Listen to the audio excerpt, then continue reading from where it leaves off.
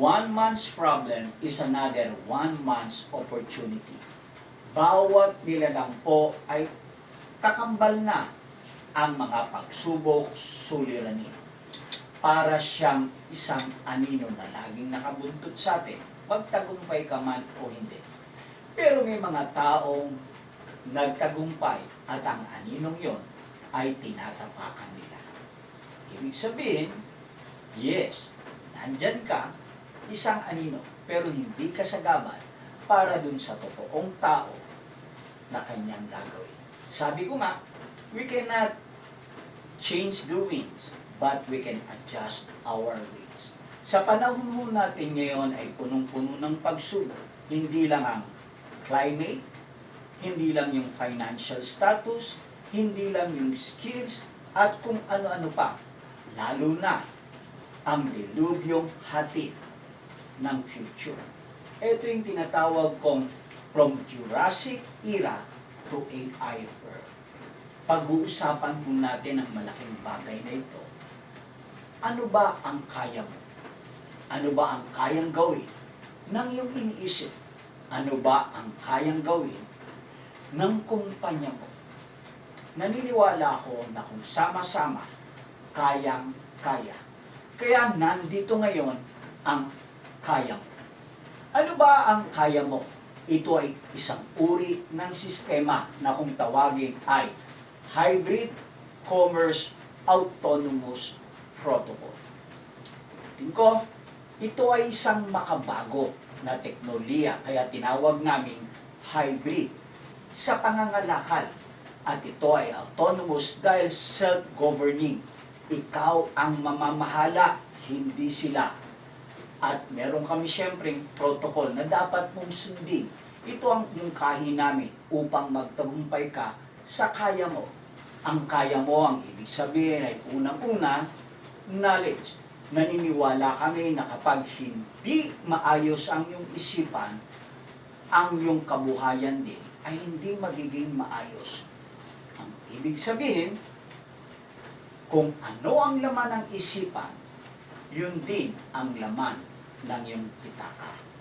Sabi nga ni Dr. Stephen Covey, success and failures begin and end in your mind. Bago ka magtagumpay, nagtagumpay ka muna sa iyong isipan. Kaya mahalaga sa aming tulungan ka sa iyong isipan, sa iyong katalinuhan, upang ikaw ay magtagumpay.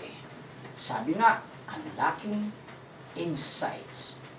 Bubuksan namin ang iyong isipan dito sa kaya mo. Automation. Ibig sabihin lamang ng automation, alam naman natin ang buhay ngayon ay kakaiba na. Lalo na nung binuksan nung 1990s yung highway information. Ito na yung hyperspeed. Walang iba kundi ang karunungan. Kakaiba na rin dito dahil ginamit na ang kapangyarihan ng technology. Walang iba kundi automation. Kaya maraming mangyayari sa atin. Naniniwala ako ang AI o Artificial Intelligence ay maaring blessing sa iba, pero maari rin curse sa iba.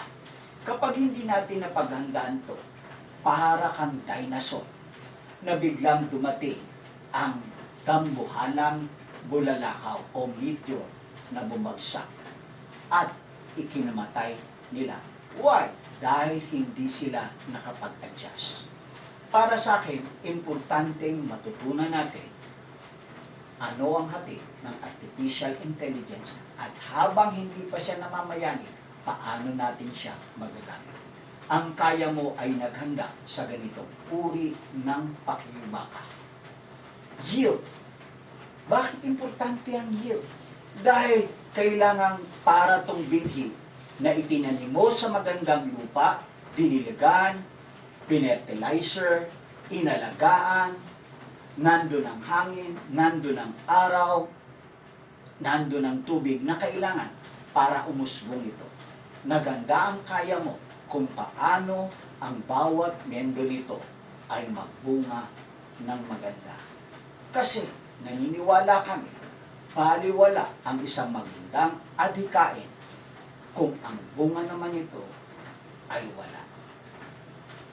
Kaya nga, optimize performance, yun ang kailangan natin. Assets. Let's talk about asset. Ang asset po, syempre, yung ating kalusugan, ating kaisipan, ating talento, ating skills. Hindi lamang po ito pananlapi. Pag-uusapan natin ang asset sa iyong buhay. At syempre, pag pinag-usapan ang asset, we need to have strategic capital. Pinag-usapan din dito ang pera. Kasi baliwala, mahusay ka nga, pero wala ka namang saysay, ang iyong pitaka, useless din ho yun. Kaya ang layunin po nito, yung asset na iyong makukuha, gagamitin natin sa magandang paraan. Saan natin ito pwedeng gamitin? Na ibig sabihin, makakatulong sa atin. Tandaan ho ninyo, ang pagpaplano when it comes to financial aspect, from womb to tomb. Ang masakit doon, patay ka na, itatax ka pa. Sabi nga palagi, change is permanent.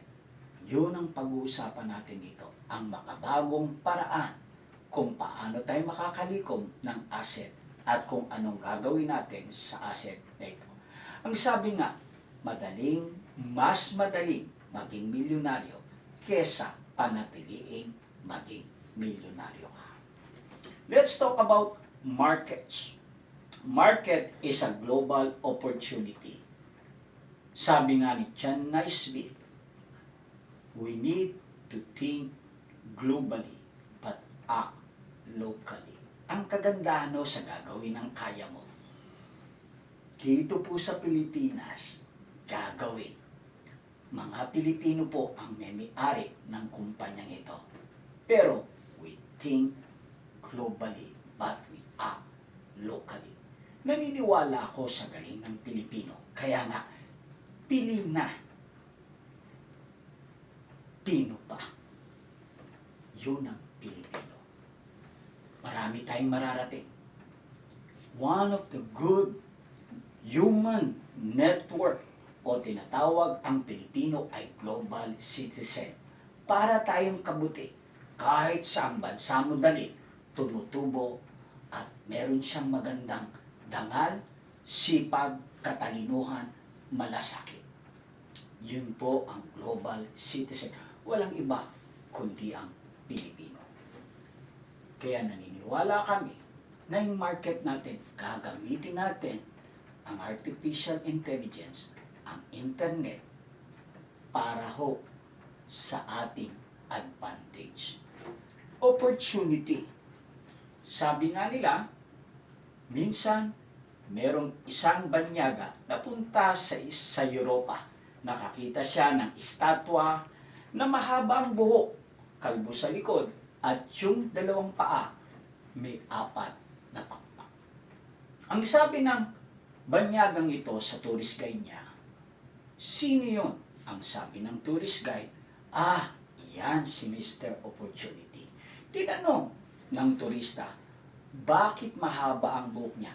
Mahaba ang buhok niya, ibig sabihin, pagdating niya, pwede mong sabunutan, pwede mong hablutin.